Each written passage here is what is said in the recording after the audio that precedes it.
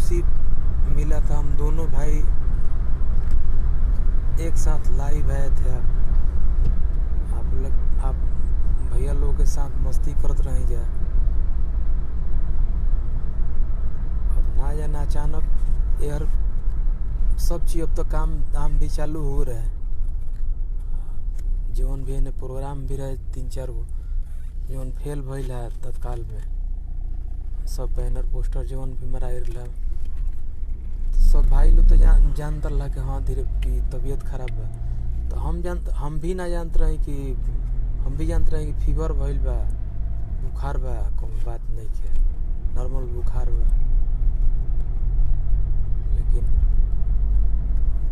पटना जांच भइल है। रिपोर्ट में फिर पुराना बीमारी दिखावत है।